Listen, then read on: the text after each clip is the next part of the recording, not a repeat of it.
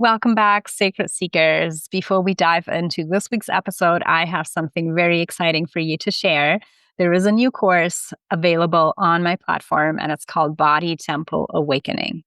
Stepping through the timeless temples of Egypt that are vibrating with wisdom and key codes for your own ascension journey. The path of the initiate, where every sacred site, every temple, every ancient teaching becomes a doorway to your higher self. In this journey, you will explore 9 temples, 9 self-guided initiations, 9 chakras, and the alchemical practices that activate your body, mind, and spirit as ancient body technology. You'll get guided meditations, ancient rituals, and energetic transmissions from the temple teachings of Egypt that reconnect you with your divine essence and the wisdom of the ancients that was encoded in these walls. This is your invitation to awaken the light body, remember your higher purpose, and walk the sacred path that countless initiates have traveled before you. So check out the shop on the website and sign up for the course. I am looking forward to see you there.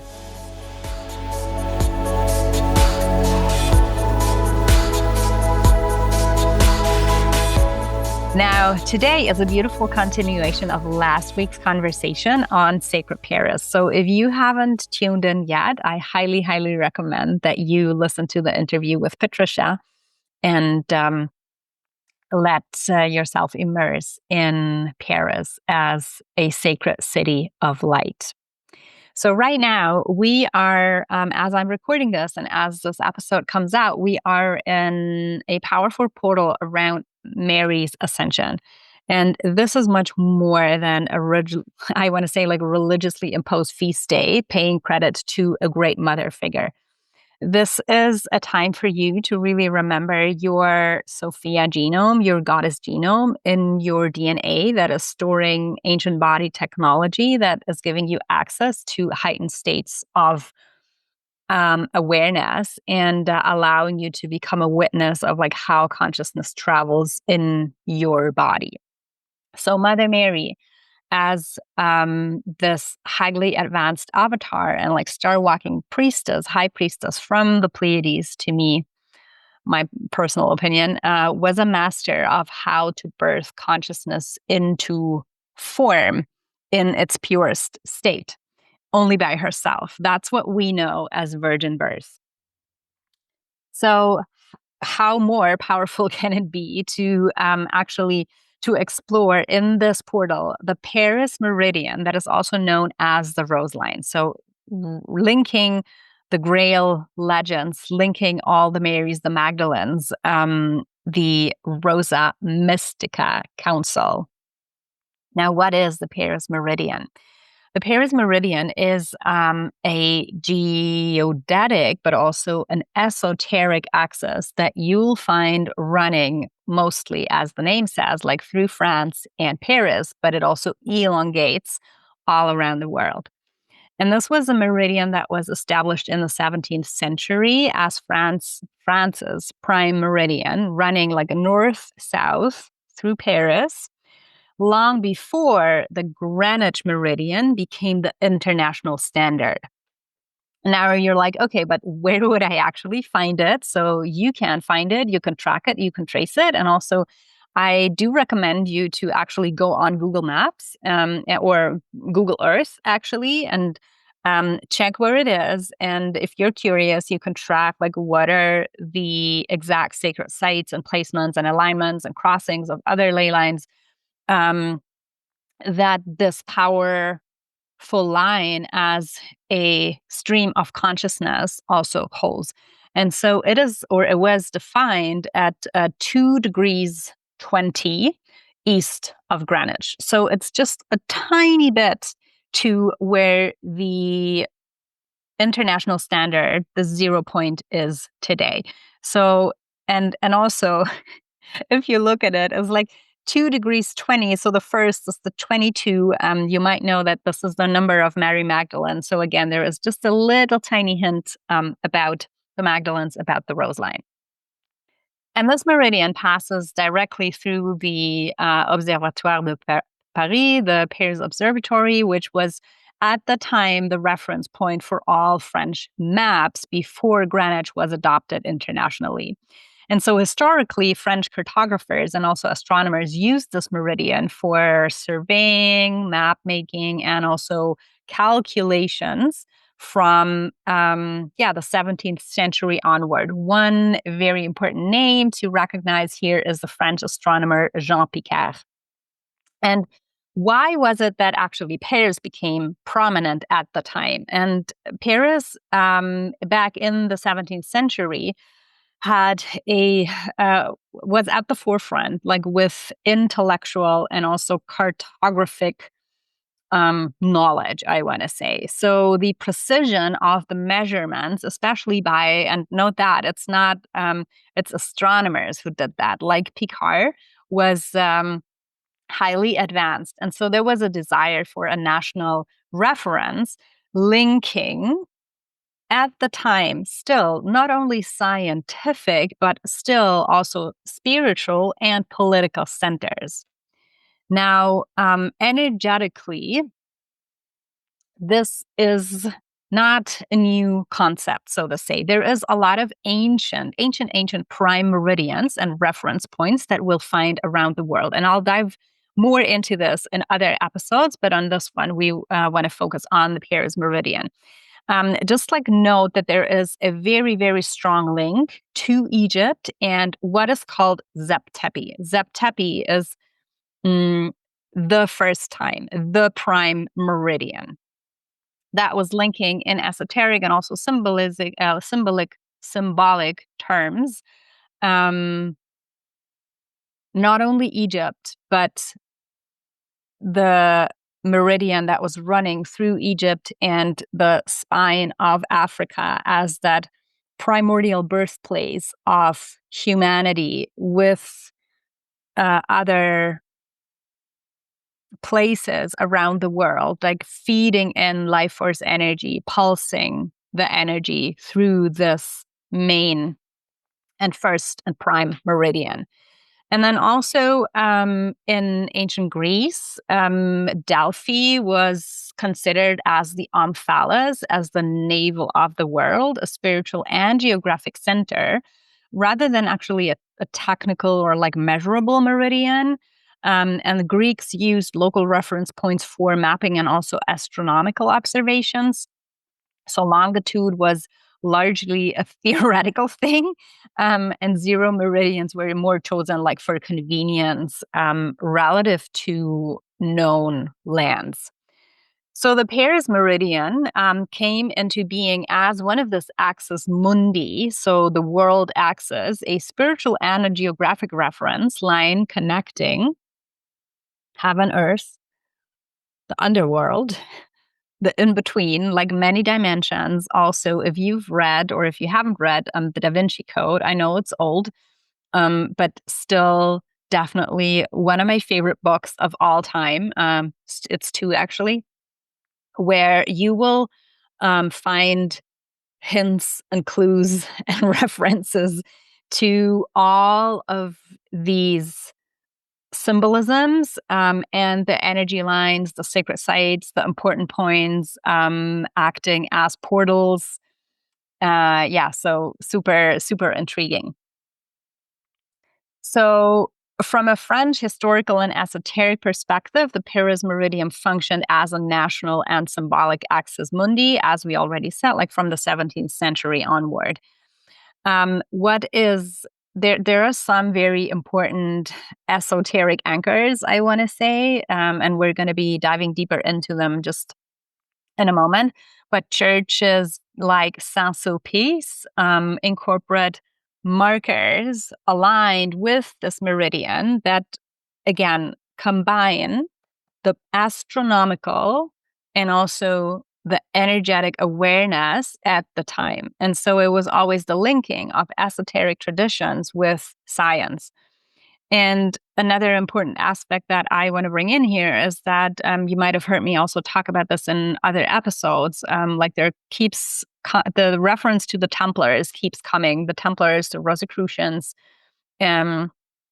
because parts or some certain orders of the entire order, I want to say, were holding that knowledge and were incorporated with that wisdom. And they, in turn, incorporated that wisdom into temples, into churches, into the stone masonry of like how buildings are built as anchors and amplifiers, resonance chambers of sacred life force energy that is flowing, not just through us as people, but also like through the earth, through Gaia, because she has her very own pulse. And so it's this conduit of the divine energy. And you can see or feel when you also walk on this meridian or like visit certain sites that are on it, you will feel that there is a certain pulsation of energy that is happening all along the meridian, but also specifically amplified when you are in these sacred sites, around it. And it's kind of like the navel of Europe that was, some say, even like mirroring the ancient idea of Egypt and Zep Tepi in France, because there is a huge linking between Paris, Paris, city of light, and Egypt. And there is also, you will find so many artifacts, ancient artifacts, like from Egypt that were brought to Paris. May it be obelisks or sphinxes or other statues um, to anchor in the energies in Paris as well. And so there is a linking, there is a mirroring to that prime meridian, Zep Tepi, at the time. And so just take a moment and just like feel how that resonates within your body, how this spine, how this axis mundi is functioning as a north-south conduit of energy that is linking different sacred sites in Paris, but also beyond, because it reaches all the way up into Britain, into, surprise, surprise, Rosslyn Chapel on the Rose Line, and of course also into Egypt and Africa. So it's these like um, this consciousness, this awareness that fuels the earth, but also fuels the people that are walking on this line. And some of the key energy nodes along the line include Saint-Sulpice, Chartres, Montségur. If you go further down, like in Cathar country, Mont Saint-Michel, or also in northern Italy, not necessarily if you follow the line, but they say that like this is linked to the Rose Line, where it would be Avignon, or in Italy, Sacra di San Michele, that are closely aligned with intersections or with this meridian and ley line crossings. And then if you go into Egypt, there is these very, primordial nodal points, oracular sites like Siwa, Giza, Karnak, Philae. They're not necessarily like on the line if you follow it, but they are certainly points on the Rose Line that you can track and trace. And so, yeah, walking, meditating, or even like being initiated or attuning to the energy along these nodes is really set to activate planetary memory, reconnecting modern consciousness with these first time energies of Zep Tepi that was established by the creator gods. From my own experience, at some of the sites in France, it's very, very powerful, especially like Saint-Sulpice and Chartres. So, through like the esoteric and mystical lensing, I want to say, why is the Paris Meridian often called the Rose Line? So there is a lot of stories involving also the Knights Templars as the protectors of the Grail lineage.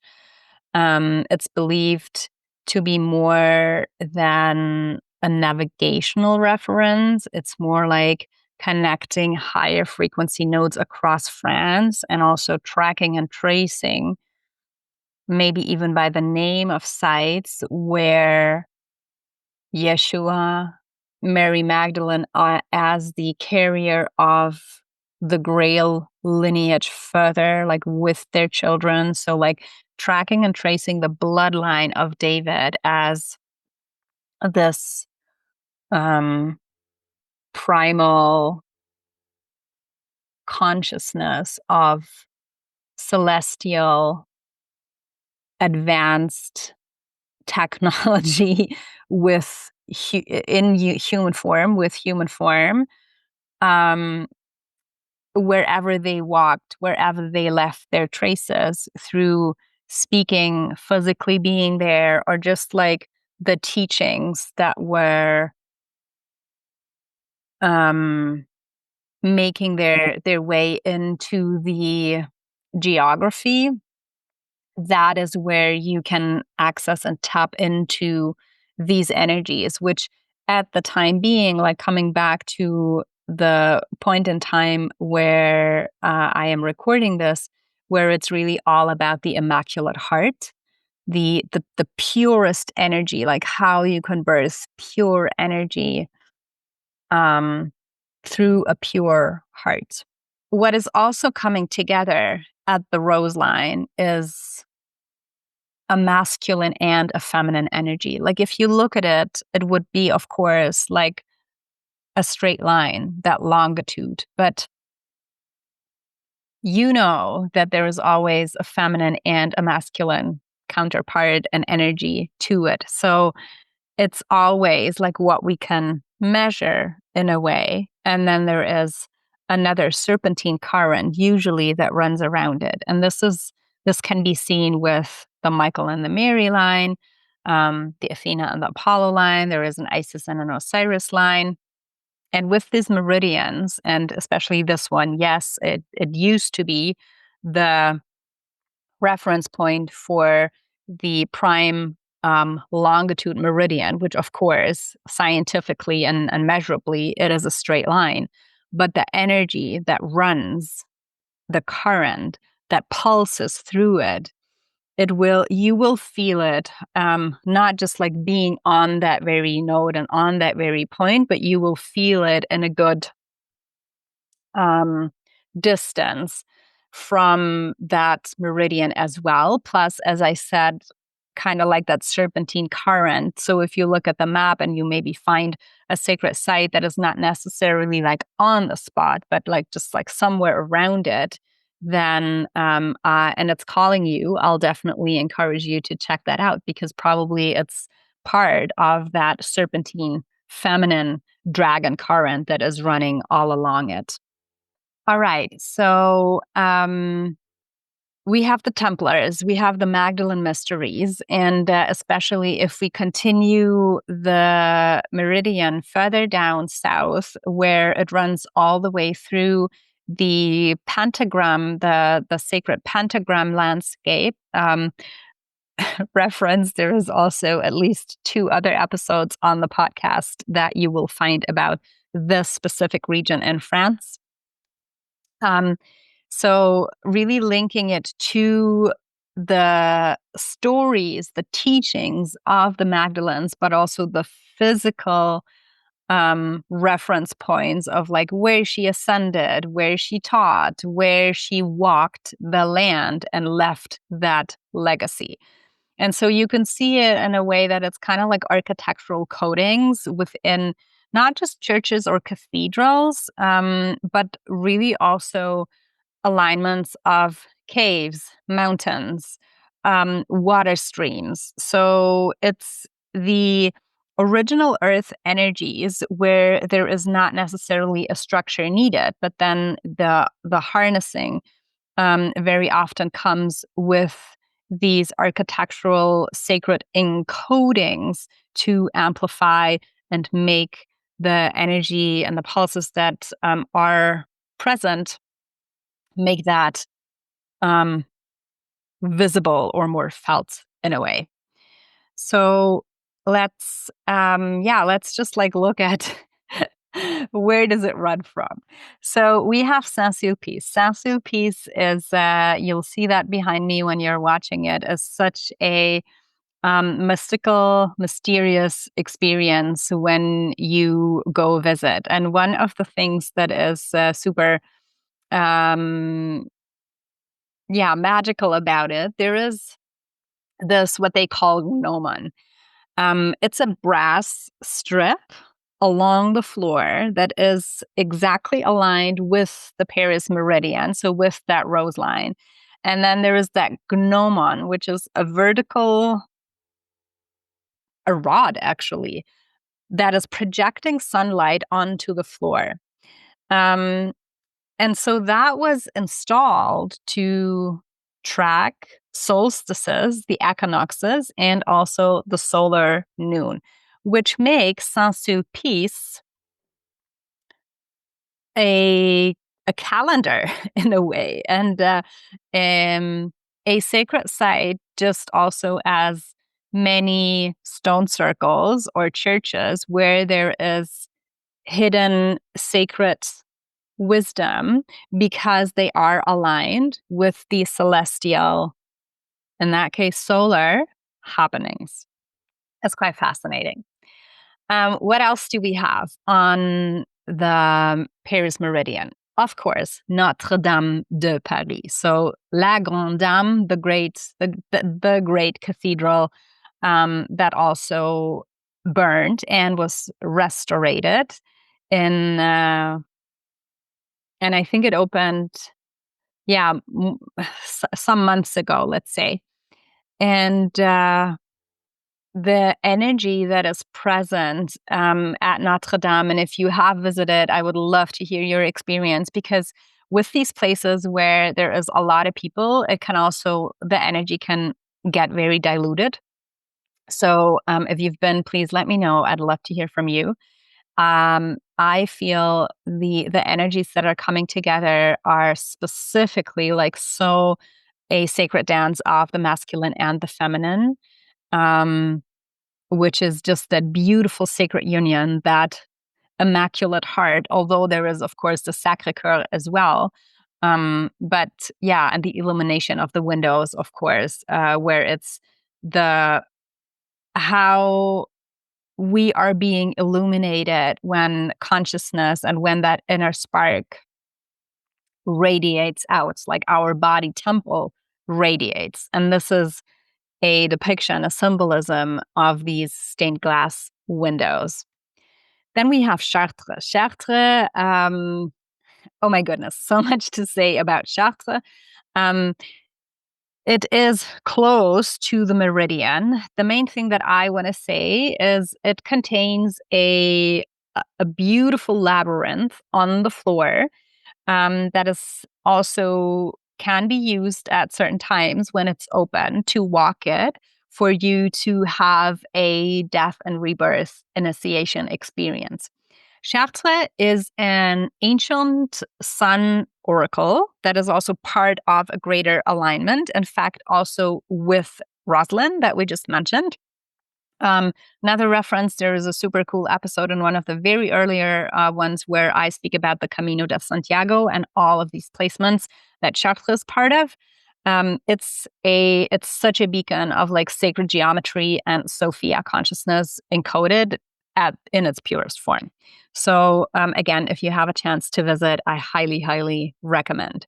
And then if we go further down, further south, there is Montségur, which is a Catholic stronghold, very, very powerful ley line connection, suggesting that it is part of the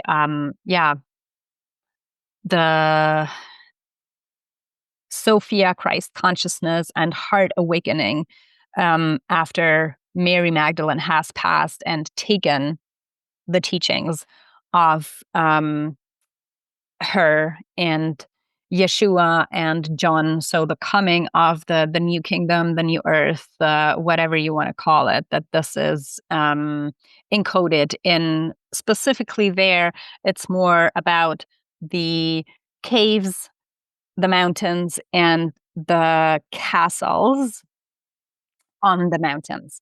Now, if you are curious to specifically like go to this area of France, I have a beautiful retreat coming up, a pilgrimage coming up in co-creation next year. There is already a wait list. So if you want to go to my website and just check it out, it's going to be very, very powerful, connecting with the Sacred Heart of the Sophia Christ. So those are the main sites in France. We're gonna leave it at that. I am inviting you to track and trace the actual codings of the meridian all along the globe, also down into Egypt, up into the British Isles. There is a lot there. And whenever you see or you feel called to a spot, just like, yeah, check it out. It's that conduit for planetary memory, like coming back to that unity consciousness, coming back to these Zep Tepi energies, that 0 point, 0 point. And yes, today the 0 point is moved a little bit, but like the consciousness that is pulsing through it and reminding us of that civilizations are born over and over again. Consciousness is born over and over again. Everything comes in spirals. It's the rise and fall of consciousness. And if you see that as a mirror to and for yourself, you also realize that it's speaking about the earth. It's speaking about the universe, but it's also speaking about you on a very personal level, like how your consciousness journey evolves. So follow the meridian, walk the line, and just feel how that 0 point, that prime meridian, supports you to remember the first time, like your first time and your purpose and what you came to anchor here in this lifetime, in this incarnation. All right. I hope that this was an interesting episode for you. Please leave me a comment or drop me a message either here or on Instagram. I'm always very, very curious to hear what these episodes spark within you. I'd love to hear from you. And as always, stay curious and try to escape the ordinary. I'll see you next time.